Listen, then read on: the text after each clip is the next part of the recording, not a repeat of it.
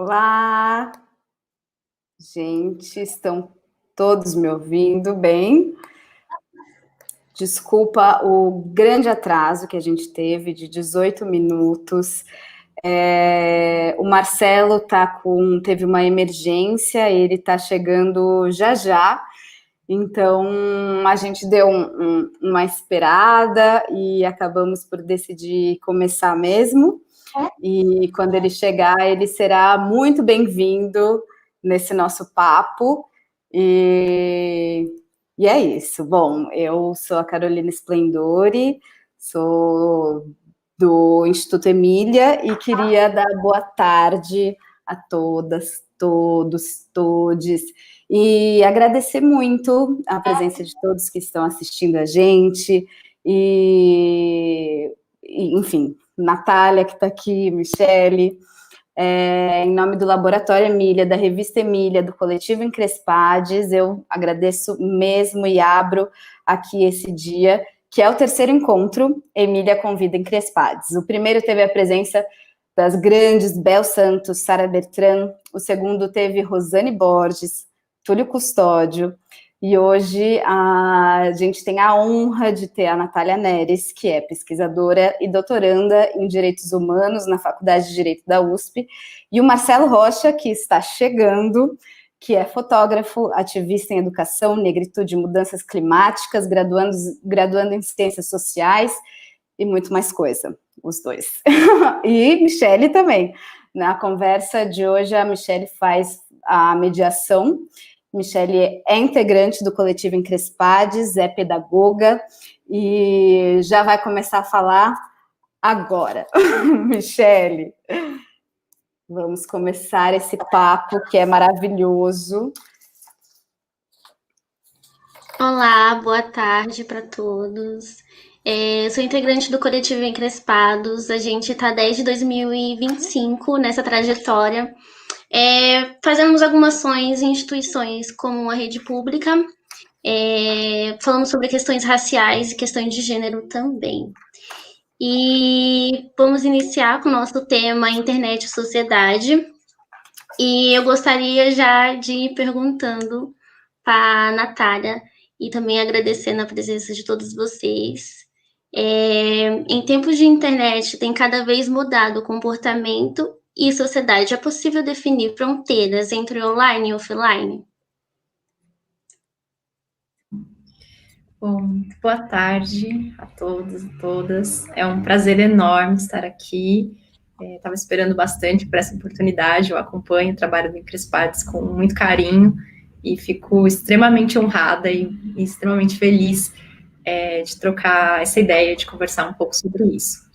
Eu acho que antes de te responder, vale a pena contar de onde eu falo, né? E por que é. E aí acho que isso ajuda a entender como eu penso esse assunto, né? E como eu trabalho com esse assunto. Bom, eu comecei a trabalhar com o que se chama de política de internet há 6 anos atrás, num centro de pesquisa que se chama Internet Lab. É um centro de pesquisa que fica em São Paulo. Eu já trabalhava com as temáticas de gênero e raça nas pesquisas que eu fazia individualmente, né, tanto lá na graduação quanto no mestrado. E nesse centro de pesquisa, eu fui a responsável, né, e trabalhei com pessoas responsáveis também, por pensar, né, em todos os temas que têm a ver com internet, como, por exemplo, liberdade de expressão, privacidade, vigilância, mas qual que é o impacto de tudo isso, né, em pessoas ou em comunidades que são caracterizadas, né, por algum marcador social da diferença, por exemplo, a raça, o gênero, a idade, o território, né, então eu começo a desenvolver pesquisas sobre políticas de internet nesse lugar, né, nesse campo. E a primeira pesquisa que a gente realizou nesse centro era sobre violência contra a mulher e um tipo específico de violência contra a mulher, que era a exposição de imagem íntima. Vocês devem conhecer, né, um comportamento bastante comum, principalmente entre jovens, né, espalhar nudes, né, e nudes não consentidos, né, porque tudo bem mandar nudes, né, mas espalhar essa difusão de nudes, né, entre pessoas que não acordaram essa troca, é um crime, né? E a gente começou a trabalhar com esse tema, e é por conta desse tema também que eu me aproximei muito de muita gente do Encrespades, né? Porque nessa época a gente estava estudando casos que iam para a mídia, de vazamento de imagem íntima, e de repente a gente soube, né, de casos que aconteciam em escolas, que eram os chamados top 10, né, que eram também um tipo de exposição de imagem íntima, não exatamente na forma de imagem no WhatsApp, mas vídeos no YouTube, enfim, vocês que são dessa geração sabem, né, do que eu estou falando. E eu estou contando essa história longa toda para dizer que para estudar esse tema, né, para estudar a violência contra a mulher na internet, para estudar discurso de ódio, para estudar acesso à internet, que é um outro tema que a gente trabalhou bastante, eu precisei estudar a história da internet, né, a história, como ela chega, quais eram as expectativas que se tinha em relação a essa nova forma de se comunicar. E uma coisa que eu descobri que era interessante, né, voltando lá atrás para fazer essas pesquisas, esse mergulho todo, era de que quando a internet surge, né, as pessoas tinham muito uma ideia, um sonho, de que esse espaço fosse o espaço da liberdade, né, porque afinal na internet você poderia ser quem você queria, né, você pode inventar uma personalidade, você pode... não tem corpo, né, então você poderia ser um espaço sem racismo, por exemplo, sem misoginia, porque é um espaço que você pode criar, né, uma personalidade para si, enfim. Então, nesse comecinho de internet, ali, anos 80, 90, quando ela começa a se popularizar, né, se tinha uma ideia muito clara de que sim, se poderia separar o contexto online de offline. Inclusive, o online seria um contexto melhor, que é um contexto que, bom, não importa quem você é, não importa como é seu cabelo, não importa como é seu corpo, você tá ali, você vai interagir com um monte de gente, você vai produzir conteúdo. Até no campo feminista, né, essa ideia, né, de separação online e offline desse mundo que seria muito libertador, se convencionou a chamar, né, de cyberfeminismo, e toda essa ideia, né, de que esse lugar poderia ser um lugar de liberdade, de um cyberotimismo, né. Só que o que aconteceu nesse meio tempo, né, do comecinho da internet para cá, o corpo, né, e a nossa identidade, ela começou a ir para esse espaço também. A gente achava que ia ser um espaço descorporificado, né, de certa maneira, de ser quem se quisesse ser, mas a partir do momento que a internet passa a ser um lugar não só de consumir conteúdo, mas também de produzir conteúdo, e surgem também, por exemplo, redes sociais, o que acontece? A gente começa a colocar nossa foto, a gente começa a colocar quem nós somos fisicamente, aonde a gente foi, a gente faz selfie, a gente tira foto do que a gente está comendo, enfim. A internet começa a fazer parte da nossa vida de um outro jeito, né? Ela não é mais aquele lugar que você entra para simular uma outra identidade, para colocar seus pensamentos. Não, você coloca os seus pensamentos, mas também seu corpo, o seu cotidiano, as suas atividades, com quem você está, as festas que você foi, os pratos que você comeu. Então, hoje em dia, não é possível mais falar, né, numa fronteira entre o mundo online, em que você inventa, né, ou que você participa de algum fórum, e as nossas próprias vidas, porque está tudo misturado. A gente também decidiu, né, no uso que a gente faz das plataformas hoje, que a gente vai compartilhar o nosso cotidiano. E aí é difícil falar o que é online e o que é offline, né? É muito complicado fazer essa linha no chão, né? Esse lugar. E isso tem aspectos muito positivos e tem aspectos negativos também, né? Porque se não há mais fronteira, tudo que é potencialmente ruim na sociedade, né? Como violência, como discursos ofensivos, abusivos, tudo isso também vai se refletir nesses espaços, né? Mas, por outro lado, também tem aspectos muito positivos.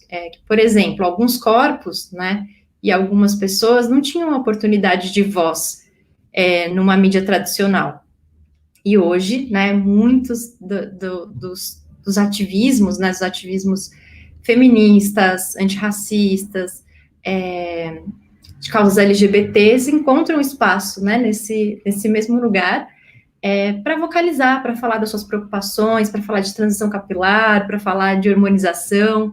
Então, enfim, como não há mais uma fronteira, né, entre o que é online e offline, hoje a gente lida com a internet como um tema que faz parte tanto das nossas vidas, tanto em relação às nossas preocupações, quanto em relação aos potenciais de ação que a gente tem, né? Então, eu falei bastante, mas era para contar que, para pensar sobre isso também, né, eu tive que olhar para esses temas, né, para gênero na internet, para atuação de movimentos sociais na internet, e também para violência, para dizer, não, definitivamente a gente não consegue fazer essa fronteira, né, como você colocou, definir essa fronteira mais, e para o bem e para o mal, né, não há binarismos nessa discussão, né.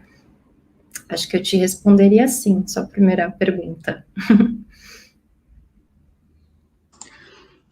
Você falou um pouquinho sobre os vídeos que estavam circulando das meninas, né? E eu tenho 22 anos, e me lembro que eu estava no ensino médio quando isso estava rolando. E aconteceu com a minha prima e com outras amigas também, né? Por essa circulação e xingamentos, na verdade, né? Não era uma coisa de, além de divulgar a sua foto, ainda divulgavam xingamentos aleatórios, bem pesado. E nessa época do ensino médio foi onde a gente também começou a articular junto com o coletivo, né, dentro da escola. E aí você também falou um pouquinho sobre as questões de produções que a gente tem feito na internet, principalmente os movimentos sociais, né? E aí eu queria também puxar para a segunda perguntinha, que encaixaria bem nesse momento, que é, durante a pandemia, houve diversas movimentações de pessoas e coletivos negros na produção de conteúdo. Qual a importância dessa circulação de conteúdo para nós, enquanto população e juventude negra? Essa é uma pergunta bem interessante, que eu também daria um passinho para trás para responder, né? Eu acho que nós, pessoas negras, nós temos uma tradição histórica de busca por comunicação, né? Então, isso não é uma coisa que começou com a internet. E uma coisa muito interessante de se olhar é que, desde que a escravidão acabou ali no finzinho do século, uma das primeiras iniciativas que pessoas negras tiveram foi de publicar jornais, né? Então, a imprensa negra é algo que é muito forte no Brasil, em diferentes estados, em diferentes cidades, né? Então, esses jornais, Alvorada, o Clarim da Alvorada, o Alvorada mesmo, tantos outros, né? Eles tinham uma função de falar sobre assuntos da comunidade negra, né? Então, sobre bailes, sobre anúncios de emprego, sobre coisas que pudessem fortalecer uma vida em comunidade de uma população que tinha recém saído da escravidão. E as pessoas negras sempre fizeram isso com muita dificuldade, porque imagina, produzir um jornal em 1912, em 1920. Primeiro porque a gente também tinha uma população negra majoritariamente analfabeta, né? Então esse era um expediente também de uma classe um pouquinho mais de funcionalismo público negro, enfim, que se estava começando ali no começo do século. E eu estou falando disso para dizer que a gente sempre aproveitou todas as oportunidades de comunicação que estavam disponíveis no mundo. Então, quando era jornal, a gente também fazia jornal, como as comunidades italianas, como tantas outras comunidades aqui no Brasil, né? Quando no contexto da ditadura, por exemplo, vários grupos de esquerda faziam jornais para comunicar, né, formas de resistência, para discutir o que estava acontecendo no país. O movimento negro também fazia os seus próprios jornais, também discutiam questões de raça e de gênero. E aí a gente foi transformando, né? Anos 90, quando o jornal deixa de ser o principal meio de comunicação e surgem as revistas, a gente cria a revista Raça, cria um monte de revista específica para comunicar os nossos temas. E ali no comecinho da internet, o grande jeito de comunicação eram os blogs, né?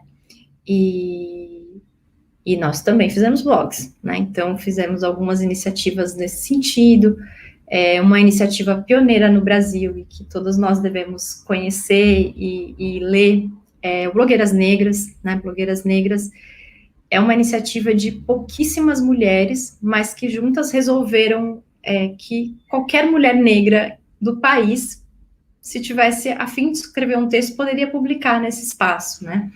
E ali em 2012, essa iniciativa surge. Enfim, Blogueiras Negras é uma iniciativa que tem mais de 400 mulheres que já escreveram, desde o interior de Roraima até uma mais vocal em São Paulo. E aí, quando o YouTube vira um mecanismo, né, o blog vira menos frequente, mas o YouTube vira, a gente produz influencer, um monte de gente para tratar de temas também que tem a ver com os nossos interesses. A gente faz um uso do Instagram muito expressivo.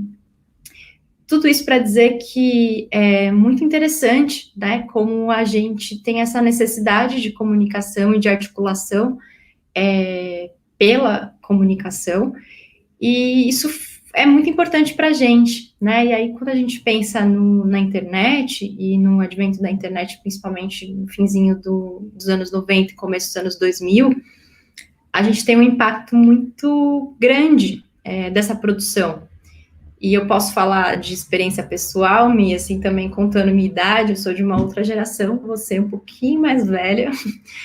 E é muito interessante, por exemplo, que quando eu comecei minha transição capilar, quando eu tinha uns 18, 19 anos, eu não tinha onde buscar informação sobre isso, né? Porque nas propagandas de TV, bom, nem tinha produto para o nosso cabelo, assim.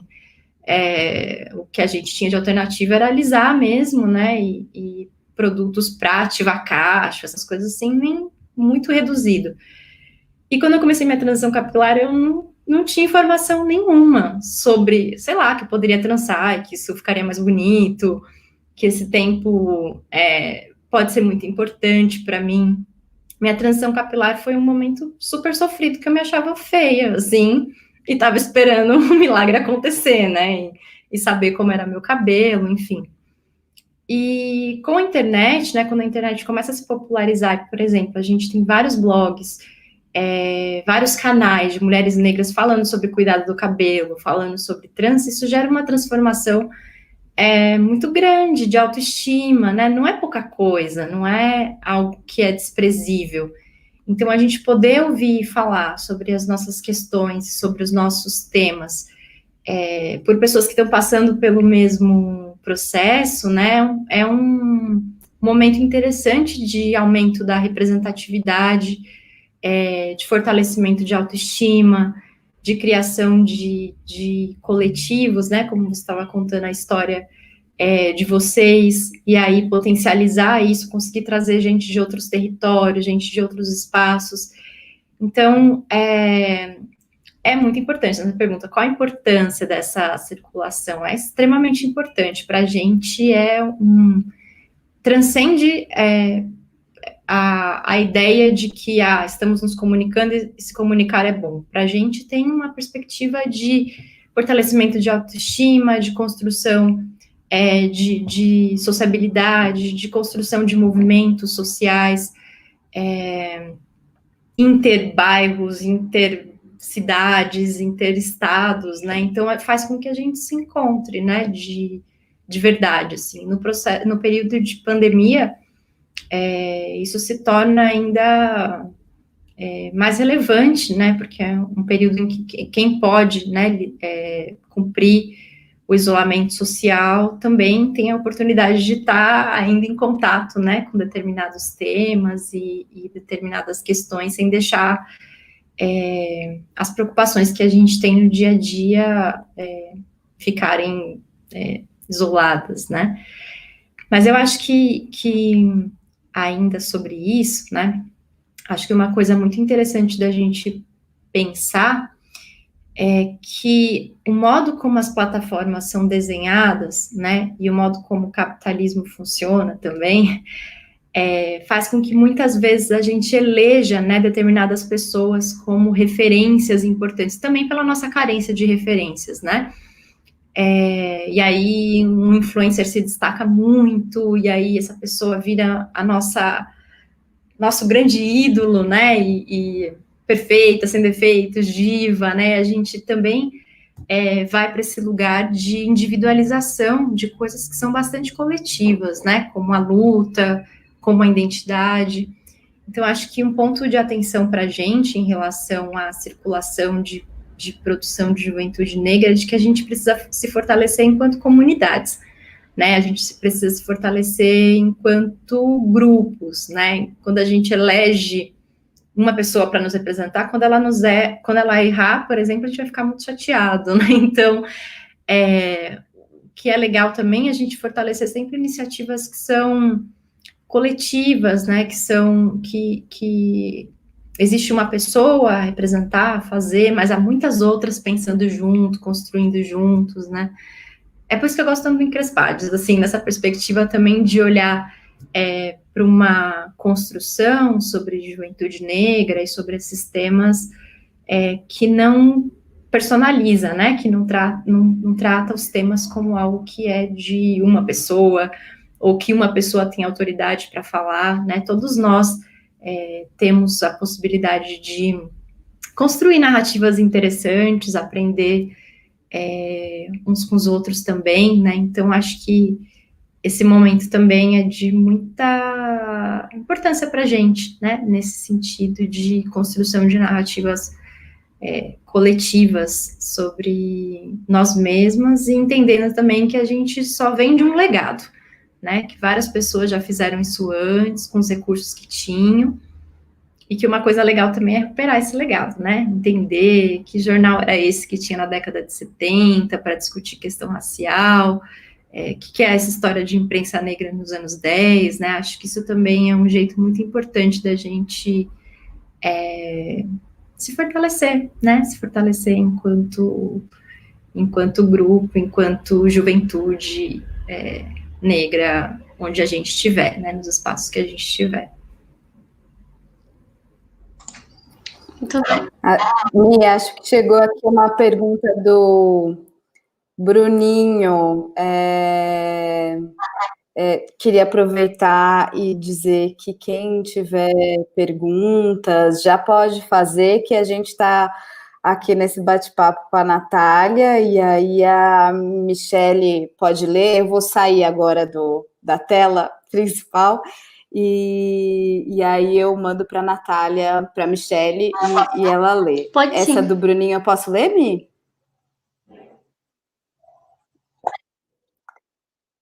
Natália, querida, há uma régua para medir relevância e alcance na internet? Uma pergunta interessante, Bruninho. Bruninho cabeçudinho, né? Eu acho que eu responderia que da forma como as plataformas elas são organizadas, talvez sim, né? Por essa perspectivas que as plataformas têm de mensuração, né? Mensuração de views, mensuração de likes, mensuração de compartilhamento também, né? Então, à medida que determinadas pessoas, né, vão ganhando muita visibilidade, elas vão sendo compartilhadas, elas vão furando bolhas, né? Vão entrando em outros lugares, acessando outros espaços, colocando a discussão de uma outra forma. Isso aconteceu muito, né, em relação à questão racial. A gente vê que muitas pessoas que são muito influentes, né, que a gente pode considerar influencers, são até próximas de nós, a gente já conhece, já viu em algum evento, e de repente está num programa global, né? Isso quer dizer que a internet pautou a mídia tradicional, né? Isso tem a ver com o alcance que essa pessoa teve numérico mesmo, né? De compartilhamento, de likes, enfim. Mas é isso, eu acho que a gente não pode ter isso como única métrica, né? Eu acho que essa métrica é importante, é bom que pessoas negras se destaquem, mas há muita gente fazendo muita coisa interessante sem o mesmo alcance por vários motivos. Porque não tem grana para impulsionar, porque não está no eixo Rio-São Paulo. Então, o que a gente talvez precise fazer, né, enquanto pessoas que estão preocupadas com isso, é de que se organicamente essas pessoas não conseguem, porque falta recurso, porque elas não estão numa cidade cuja visibilidade é muito mais fácil, é a gente tentar educar os algoritmos, né? Então, não, eu faço uma busca ativa por coletivos negros na Amazônia, e eu quero entender o que essa galera está pensando, o que ela está fazendo, e como que a gente pode articular alguma coisa junto, porque isso não vai chegar para mim no modo como as redes sociais são formatadas. Elas são formatadas para mostrar para a gente quem já está visível, né? Quem já está circulando. Então, acho que a gente tem uma tarefinha, né, de casa, de ensinar esses algoritmos que, bom, tudo bem, se eu me interesso por isso, eu quero entender o que está sendo produzido, por exemplo, por ativistas indígenas, o que eles estão tocando, o que eles estão fazendo, e vou fortalecer, vou compartilhar a página deles na minha própria página, vou tentar fazer uma live juntos, né? Então, a gente pode tentar subverter também essa lógica que faz com que algumas pessoas fiquem ascendendo eternamente, né? Por conta do modo como a plataforma é estruturada, criando outros jeitos, né? De se compartilhar e de se fortalecer, pensando no mais diverso que a gente possa ser, em termos de território, em termos de temas, em termos de identidades que a gente está prestando atenção, né? Então, coletivos de mulheres trans, coletivos de pessoas indígenas, né? Pessoas não binárias, como a gente pode fortalecer essas iniciativas de pessoas que nem sempre conseguem ser tão vocais quanto aquelas que estão nos lugares onde a gente está, né? São Paulo, com acesso a recurso, conhecendo pessoas famosas que podem compartilhar, enfim. Então, acho que esse é uma preocupação importante que a gente pode ter, pensando nessa pergunta do Bruninho sobre métricas, né? Sobre alcance também.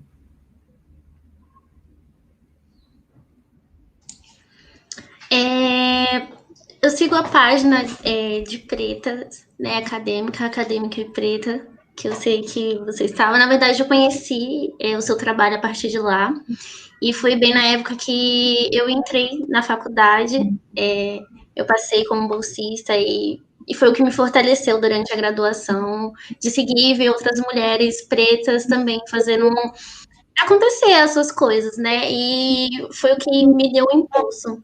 E aí também eu estava refletindo um pouquinho sobre a questão da mulher negra dentro da tecnologia, né? Que hoje em dia ainda, infelizmente, é uma grande discussão e ainda um grande problema que a gente tem de reconhecimento mesmo dessas mulheres, e como você falou, né? A questão da rede e como esse alcance chega para essas pessoas, e temos mulheres pretas dentro desses espaços, mas mesmo assim a gente não conhece. Eu gostaria que você comentasse um pouquinho sobre. Esse é um outro grande tema quando a gente pensa em internet, tecnologia, né? E tem um dado curioso de que nos anos 70, nos anos 80, a gente tinha muito mais mulheres nos cursos de tecnologia do que a gente tem agora, né? E isso levanta um alerta muito grande, né? De como o machismo e como o racismo também estão operando de modo a afastar as mulheres desse espaço por vários motivos. Acho que um primeiro importante é a própria sociabilidade, né? Então, o que a gente acha que é brinquedo de menino e o que é brinquedo de menina, né? Então, para os meninos a gente dá coisas de montar e coisas que exigem um raciocínio crítico, um raciocínio matemático, né? Mesmo a reprodução de padrões de gênero nas escolas, né, como meninas são boas em história, em humanas, ou em carreiras do cuidado, né, como a carreira da saúde, como as carreiras de ensino também, e não, os homens são os engenheiros, os cientistas da computação, né. Tem uma ideia mesmo até de quem a gente concebe como cientista da computação, e se a gente fechar o olho, acho que vem na nossa cabeça um homem branco, nerd, assim, né, que tem poucos amigos. Então, assim, a gente cristaliza alguns lugares, essa construção social faz com que a gente cristalize alguns lugares e veja que mulheres, e principalmente mulheres negras, não é para estar nesse espaço por razões óbvias.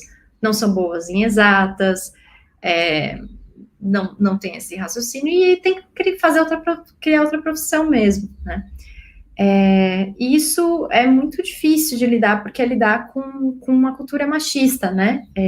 Desde o começo da nossa criação. E talvez, eventualmente, a gente não se torne boa em matemática, exatamente porque a gente não foi incentivada, nem pelos brinquedos, não é porque nós somos mulheres, né? Mas por essa cultura que impôs certos padrões. E aí, sim, a gente tem esse problema hoje de uma defasagem muito grande, né, numérica entre mulheres, e principalmente quando a gente faz recorte de raça, então, menos ainda nas carreiras de STEM, né, ou de tecnologia, de uma forma geral.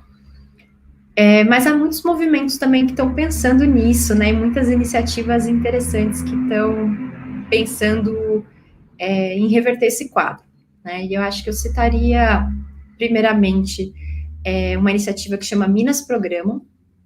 É uma iniciativa super interessante de mulheres, né, que dão formação, mulheres da área de tecnologia, para pensar, inclusive, segurança digital, né, pensar esses temas, e sempre nessa intersecção gênero e raça. Então, vale muito a pena. Elas dão cursos de programação de vez em quando.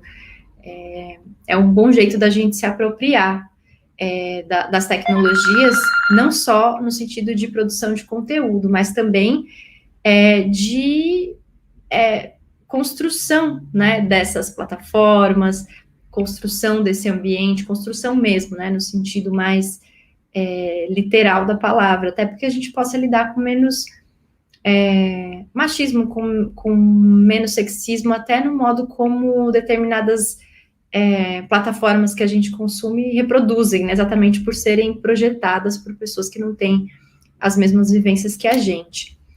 A Minas Programa é uma iniciativa interessante que eu acho que vale a pena a gente acompanhar, e também uma iniciativa da Sil Bahia, que é uma comunicadora que resolveu fazer um mapeamento de mulheres que estão trabalhando nessa área de tecnologia, porque um argumento muito comum também das pessoas para justificar desigualdades, né, nesse campo mas não tem mulheres nessa área, por isso que a gente não tem uma engenheira negra no nosso escritório, por isso que a gente não tem uma cientista da computação na nossa organização.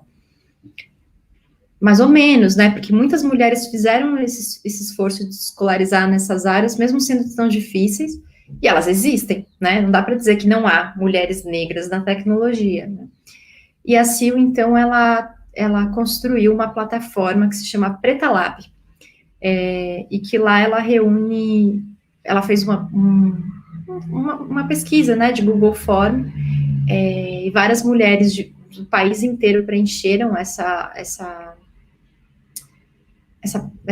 esse questionário, e elas estão todas tabeladas, né, estão todas nessa plataforma, no sentido de que a gente pode procurar por elas também, né, para falar com a gente sobre as dificuldades nesse campo, para falar com elas sobre como é o ambiente de trabalho, porque ter referências é muito importante, né, então, e aí, voltando ao começo da sua pergunta, né, eu fico muito feliz de saber que o Preta Acadêmica foi um espaço para você importante de construção da sua identidade na academia. É muito bonito ouvir esses relatos, é o sentido de ser da página mesmo, né, tanto dar visibilidade para essas histórias, quanto nos colocar também como alguém que foi capaz de acessar esses espaços, apesar de todos os entraves.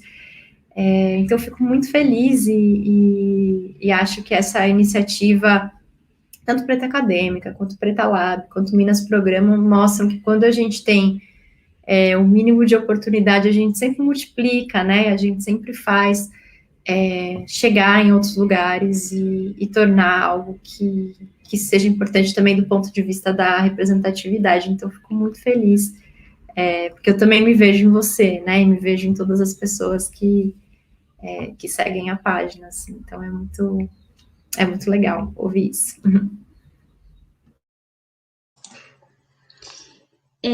Bacana. A gente tem uma pergunta da Aline Vagalume. Ela perguntou: gostaria de saber o que você acha da chegada da internet em locais remotos, como, por exemplo, comunidades rurais da Amazônia. Que tipo de influência positiva ou negativa nesse impacto pode ser?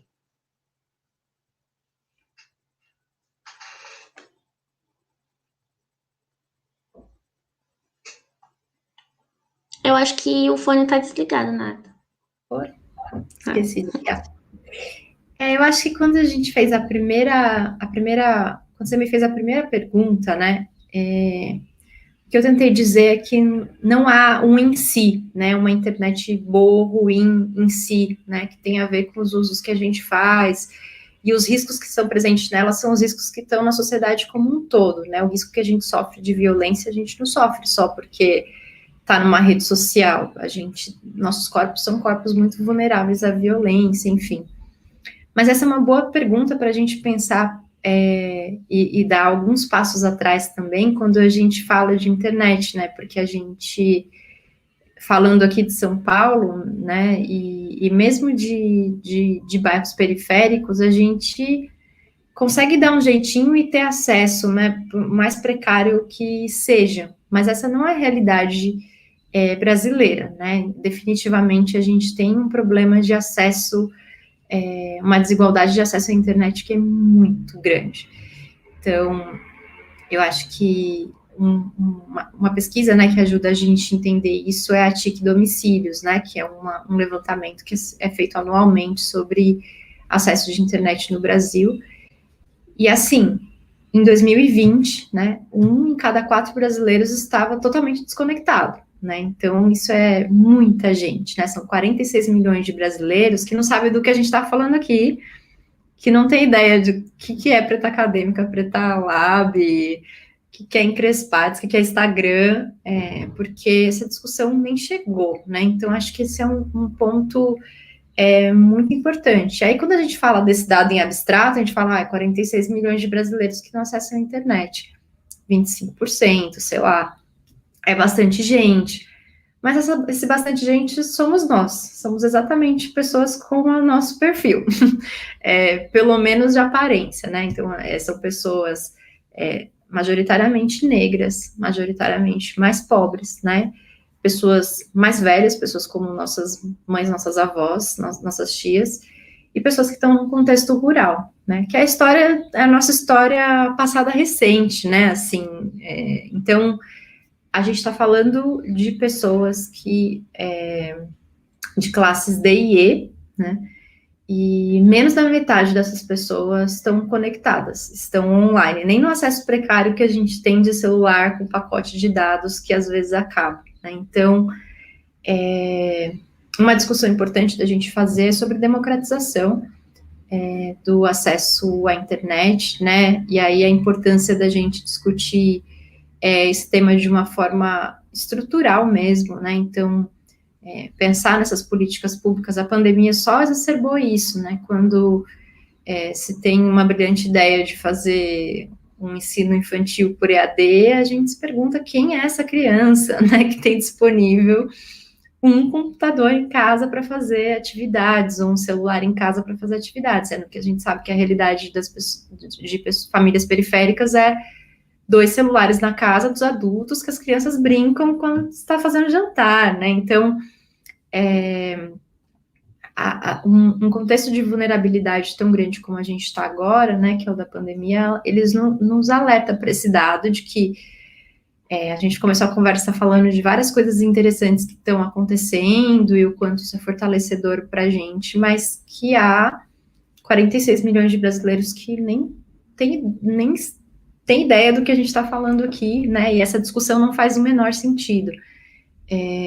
Então, acho que uma reflexão importante também, né, que a gente pode fazer é tentar entender a internet como um direito também, um direito social, né, como vários outros direitos sociais que a gente tem, porque ela possibilita acesso a outros direitos, né, então acesso à saúde, o acesso à educação, como que a gente faz inscrição no Enem hoje em dia, né, como a gente faz o SISU, como, enfim, vários procedimentos hoje nossos estão totalmente ligados a ter ou não acesso à internet, isso tem a ver também com saúde, né, então, enfim, quando a Aline, né, me perguntou, é a Aline?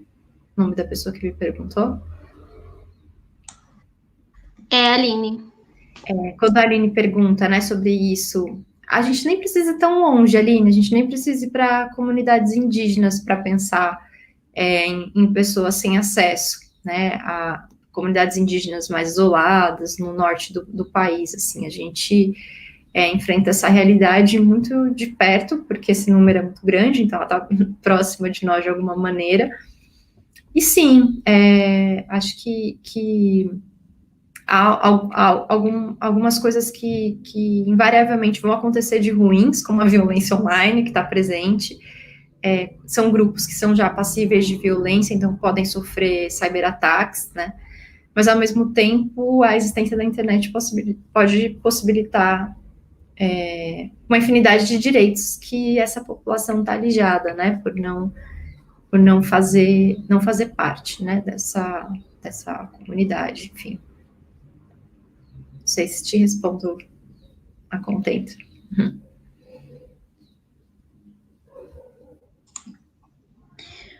Bom, também vou lançar uma pergunta. Na sua opinião, assim, você acha que a internet tem cor? Tem cor? Cor. Tem cor, tem gênero, tem idade, tem território, né? Acho que como a gente colocou, quando você perguntou, né, também de uma existência de barreira online e offline, as desigualdades que a gente encontra em contexto offline, a gente vai encontrar nesse espaço também, né? Então, e a gente pode pensar em vários exemplos de como essa desigualdade se manifesta, né? A quantidade de produtores negros que a gente tem na internet, se a gente fosse fazer uma pesquisa para olhar qual o nível de engajamento que essas pessoas têm em relação a influências que falam o mesmo tema, mas são brancos, né? Ou as influencers que discutem gênero, mas são magras, e as pessoas feministas que discutem gênero e são gordas, e estão discutindo a presença desses corpos, né, e a possibilidade de construção desses corpos. Enfim, há menos engajamento, porque e não dá para dizer que há menos produtores negros, há menos produtoras gordas, há menos produtoras trans. Isso tem a ver com o reflexo, né, de uma sociedade que ainda vê essa população como menos inteligente, menos capaz, menos capacitada para falar sobre certos assuntos, né, e como tudo passa também pela noção que a gente tem de beleza, né, a gente ainda não conseguiu desconstruir enquanto sociedade, né, um padrão. Então, esses padrões se refletem, né, se manifestam. Então, acho que quando você pergunta, tem cor? Tem. Quando a gente olha para quem de fato influencia, quem de fato monetiza, não somos nós, apesar de nós produzirmos muito, né? Isso tem a ver com o impacto do racismo, né, que é muito grande. Então, enfim, a gente ainda tem muito para discutir. Eu acho que um posicionamento de pessoas que estão preocupadas com esse tema, né, e com essas lutas todas que a gente está envolvido, fazer esforços muito ativos mesmo para reverter esse quadro, né, que é o que a gente estava comentando antes também. Nossa, mas eu não sigo nenhuma pessoa, um homem trans, por que eu não sigo nenhum homem trans para entender um pouco, né, do que ele está produzindo, um psicólogo, um homem trans que está produzindo sobre isso, um homem trans que está discutindo futebol. Então, acho que o nosso esforço, já que a plataforma não vai jogar esses perfis no na nossa tela, né, que a gente faça isso como uma forma de visibilização dessas narrativas, porque elas não vão acontecer naturalmente, porque o racismo está impregnado, né, na forma como as plataformas funcionam, porque nós estamos impregnados de racismo, né, enquanto usuários. Então, enfim, para que a gente reverta, né, que a gente tenha uma internet que não tenha uma única cor, um único gênero, uma única orientação sexual, a gente, enfim, precisa lidar também com as escolhas que a gente faz cotidianas, né. Comentar também uma frase que o Bruno falou, né? Ele falou assim, frase do ano, o seu microfone está desligado. A frase dita em 2020, né? Sim, com certeza. O Bruno também fez uma pergunta. Natália, pensando em política, democracia e liberdade de expressão no mundo offline, ainda é complexo e sensível quando se reflete sobre o tema de internet. Então nem se fala. Você teria algum exemplo de plataformas, coletivos e grupos que têm funcionado como filtro?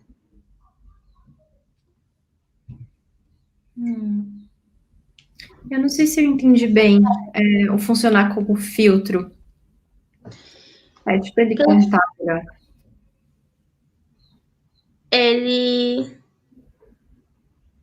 Acho que ele está perguntando mais ou menos as referências que podemos usar esses coletivos como um filtro para nós como referência. Iniciativas interessantes de liberdade de expressão e de... entendi. Tem um montão, né? Eu acho que, aproveitando que a gente estava fazendo essa discussão sobre acompanhar esse tema de política de internet de uma forma mais ampla, né? E aí até o Bruninho cita o tema da liberdade de expressão, ele cita, enfim, esse tema que é muito caro. Acho que tem um coletivo de organizações que trabalham com políticas de internet que chama Coalizão Direitos na Rede. E aí ela é um conjunto de várias organizações que trabalham com diferentes temas, infraestrutura, né, então discutem essas questões que a Aline perguntou de acesso à internet em comunidades isoladas, discutem temas de liberdade de expressão, discutem temas de vigilância. Vigilância é um outro tema, né, para a gente pensar, né, reconhecimento facial, quem serão as pessoas que sofrerão muito mais com políticas, por exemplo, de reconhecimento facial? A gente, né, a suspeição sobre pessoas negras é muito maior que para pessoas brancas em qualquer coisa, né. Então, eu recomendaria que se acompanhasse os debates que essa coalizão faz, porque é uma coalizão muito especializada. Os debates são difíceis, às vezes, de entender, porque são pesquisadores, especialistas, mas, em geral, às vezes eles fazem boletins para comunicar sobre isso, e aí de uma forma mais simplificada. Então, a Coalizão Direitos na Rede.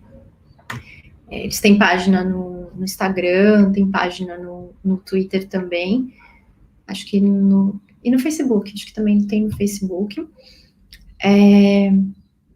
Pensando em iniciativas antirracistas, eu acho que eu recomendaria muito blogueiras negras, acompanhar blogueiras negras tanto no Instagram quanto no Twitter. No Facebook eu acho que elas estão fazendo um trabalho com menos intensidade, assim. Eu acho que também é uma forma de valorizar quem veio antes, né, numa perspectiva de que há vários influencers hoje, várias pessoas que a gente adora, que tem 20 anos, 20 e poucos anos, que está falando sobre Lélia Gonzalez, sobre Angela Davis, enfim. Mas essa mulherada é de uma geração anterior e que produziu muita coisa ali no começo dos anos 10, então vale a pena a gente reverenciar esse trabalho, né, de mulheres que começaram essa história, né, de ativismos na internet. Preta Acadêmica você já citou, né, eu acho que é uma iniciativa muito importante, principalmente para quem está, né, no universo da universidade, tanto na graduação quanto na pós-graduação, é super interessante, o conteúdo é muito rico. Deixa eu pensar, estou pensando nos temas que a gente conversou aqui, né? E eu acho que esse esforço ativo de buscar narrativas com as quais a gente não seria normalmente impulsionados a ler, né? Então, iniciativas de pessoas LGBTs, né? Então, coletivo de mulheres lésbicas e bissexuais, né? Que é um grupo tão invisibilizado, se a gente pensa na sigla, né? Coletivo de pessoas trans, ou iniciativas de pessoas trans, tanto homens trans quanto mulheres trans. Há um ativismo indígena muito forte também na rede, né? A Rádio Yandê é uma iniciativa que começou há algum tempo atrás, é interessante, porque é uma rádio mesmo, então você ouve músicas, eu acho que para descolonizar também, né, o que a gente ouve, o que a gente consome de cultura, é muito importante. E o fortalecimento de iniciativas que têm uma consequência coletiva mesmo, né? Acho que eu citaria também uma iniciativa de uma amiga muito querida, o Initeca, né, que é uma ferramenta para estudantes negros que não têm recurso para comprar livros, que é muito importante. Então, é uma página no Twitter que você pede o livro que você quer e ele te conecta a um doador, e aí você recebe o livro na sua casa, né? Isso é exclusivo para estudantes negros. Então, acho que a gente também tentar descobrir como a internet pode nos alimentar, né, de coisas boas, de literatura, como ela pode nos alimentar de recursos que a gente não tem, né, por exemplo, livros, que casas nossas que tinham uma estante de livros cheias, né, são muito raras, a gente está acessando isso agora. Eu recomendaria essas, eu poderia passar uma tarde, né, falando de iniciativas interessantes na internet, mas eu acho que eu citaria essas que tem pensando nessa perspectiva, da gente entender quais são os debates que estão rolando sobre política de internet de um jeito mais amplo. 2, da gente fortalecer narrativas antirracistas que foram construídas antes da nossa geração. E terceira, são 4, né? Terceira, de perfis que não chegariam na nossa timeline de uma forma natural. E 4, de iniciativas que podem nos munir, né, de conhecimento, de ferramentas para a gente continuar nosso trabalho. Acho que eu diria essas. A Dolores também fez uma pergunta. Hoje a questão da censura e da democracia e das mais decadentes. Tudo isso tem que ter o seu contexto, mas entender o movimento de cancelamento das redes. Sim. Esse é um debate bem interessante, bem atual, né, da possibilidade das pessoas terem suas narrativas questionadas, né, e aí muitas vezes isso leva, fui cancelado, né, falei alguma coisa que não agradou e fui cancelado por isso, né. Até uma coisa sobre a qual eu não li muito, eu sei que teve muito texto sobre isso, né, sobre cultura do cancelamento, enfim, porque eu acho que até essa ideia de cancelamento tem a ver com o modo como a gente está se comunicando, né, porque é isso, eu não gosto mais de você, eu te excluo do meu Instagram, não quero mais que você veja minhas coisas, e pronto, me livrei de você, né, não preciso dialogar, a gente não vai resolver nossas questões, eu vou simplesmente te apagar, né. Então, acho que essa palavra carrega muito esse imediatismo do nosso tempo, assim. Mas, ao mesmo tempo, eu vejo que, por outro lado, né, pode ser isso, pode ser que a gente não está com paciência para ouvir opiniões discordantes, e aí a gente simplesmente exclui as pessoas, ou escracha as pessoas, de certa maneira. Mas eu acho que tem que tomar muito cuidado, né, com isso, porque eu acho que pode ser um sintoma de como as plataformas e como a gente tem funcionado nas plataformas, mas eu acho que também é um jeito que, um termo que pode servir ao inibimento da crítica, né? Não, é como se o que você disse fosse uma verdade que não pode ser contestada, né? E eu acho que é curioso também surgir um termo como esse, quando vozes que não costumavam falar estão falando, né? É muito curioso que o termo cultura de cancelamento aparece exatamente quando pessoas negras, quando pessoas trans, quando pessoas não binárias, quando mulheres passam a oferecer contrapontos a algumas narrativas, né? Então, eu acho que a gente precisa estar atento a tudo isso, né? Eu acho que tem uma perspectiva de que, bom, às vezes a gente está sem paciência mesmo e a gente está perdendo a capacidade de diálogo, isso é muito perigoso, mas ao mesmo tempo que curioso, né, isso aparecer no momento em que essas vozes estão falando, né, e aí de repente contestar certas coisas que estavam colocadas viram, ai, tá me cancelando, ai, não pode falar nada agora que tudo é racismo, ai, não pode falar nada agora que tudo é machismo, ai, nossa, então assim, acho que a gente precisa estar atento ao que pode ser uma armadilha, sabe? Ao que pode ser algo que ao invés de fazer com que o debate público se pluralize, se fortaleça, né, seja um pouco do que a Dolores coloca, né, como uma forma de censura, tanto de quem critica, né, quanto de quem coloca determinados assuntos, né, e é curioso, a gente pode olhar, né, eu não fiz um estudo profundo sobre isso, nem li muito sobre isso, estou falando meio livremente a partir do que eu penso, assim, de que o cancelamento sempre surge nesses temas sensíveis, né, que a gente está tratando, quando surgiu alguma treta de gênero, uma treta de raça, uma treta de cultura, né, que eram lugares históricos onde a gente não estava discutindo, e de repente nós estamos, né, então, enfim, eu não respondi, eu só coloquei que há duas faces, né, nessa discussão. Acho que é isso. Realmente, desses tempos, além da verdade, com a pandemia, eu tenho percebido bastante produções, assim, principalmente das nossas narrativas enquanto juventude negra.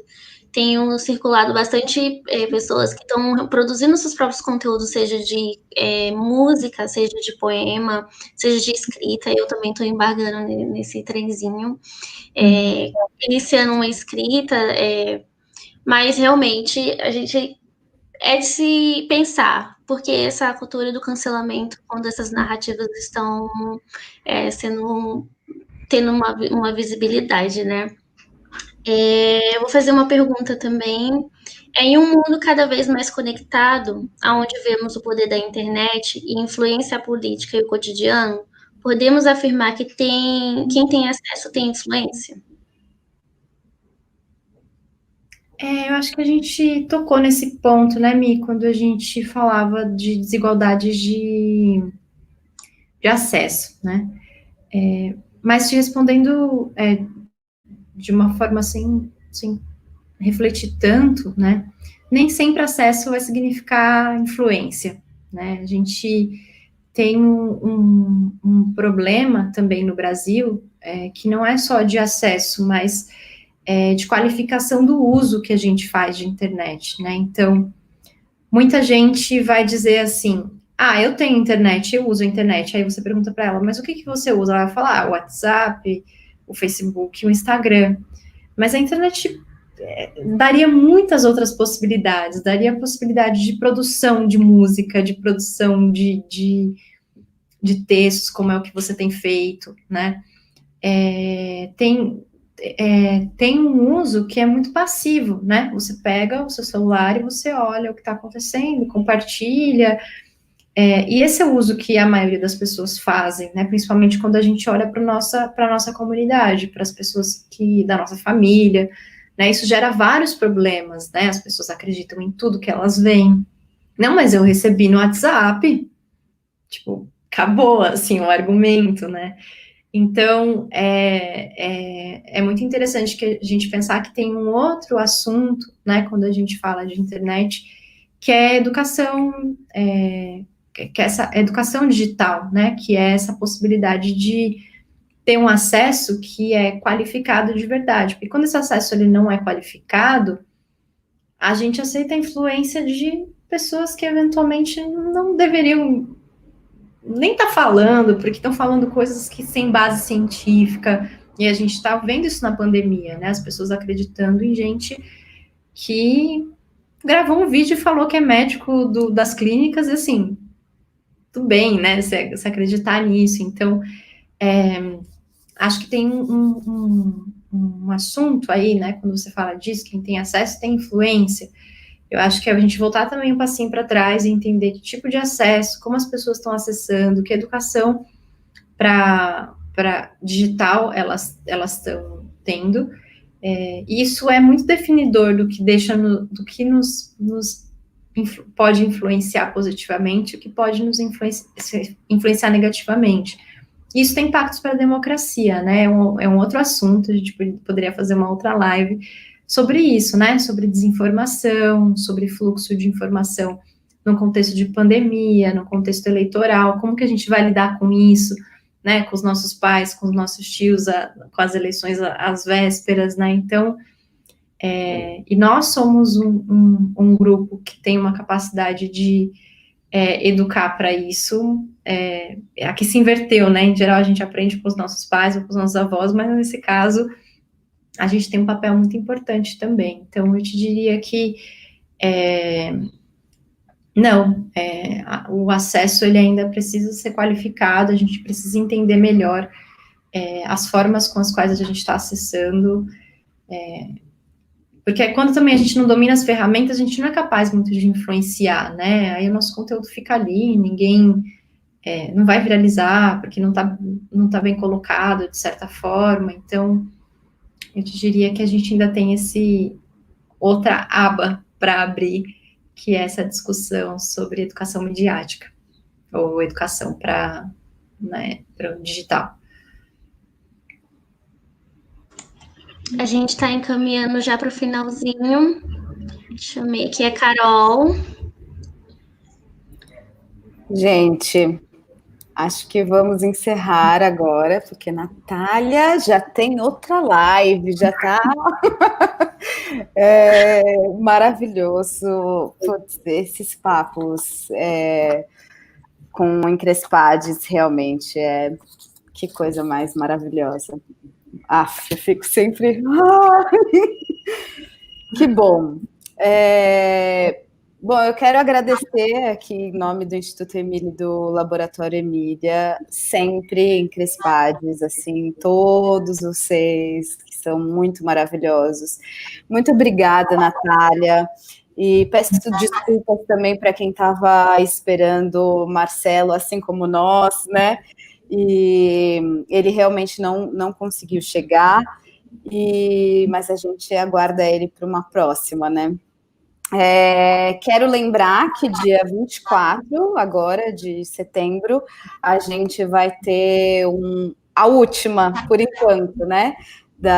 De Emília Convida Encrespades, que vai ser com Tawane Teodoro, Rodrigo Vilela, mediação de Jonas Rosa, e vai ter o tema Arte que Transgride. Quero muito agradecer, assim, rapidamente também, Álvaro e Javier, que são do Laboratório Emília Espanha, que sempre apoiam e estão aqui ancorando toda a energia e o sistema, né? E, bom, sugiro que quem ainda não segue Encrespades @Encrespades no Instagram. A Revista Emília é @Revista Emília. A gente está, inclusive, lançando um curso, as inscrições já estão abertas, um curso com a Neide Almeida, que é muito maravilhosa, e o tema desse curso é qual é o lugar da literatura negra em seu repertório de leitura. Vale bem a pena. E, bom, no máximo, também peço para que façam parte da comunidade Emília, porque tem essas newsletters que a gente manda, os cursos, esses encontros aqui, como hoje, enfim. Então, é isso. Michele e Natália, se quiserem falar alguma coisa, eu apenas estou aqui para agradecer mesmo. Muito obrigada. Bom, eu agradeço, Ana, vocês também, todos vocês que estão assistindo a gente. Foi uma tarde gostosa que passou, na verdade, muito rápido, né, o tempo. E é isso. Também, gente, agradeço muito pelo espaço, pela oportunidade de troca. É sempre muito bom pensar nesses temas. A gente sempre sai sabendo um pouquinho mais pelas perguntas e pelas reflexões também. Um prazer. Desejo muito crescimento, muito engajamento à Emília, em Crespads também, e que a gente tenha outras oportunidades de troca. Obrigada mesmo.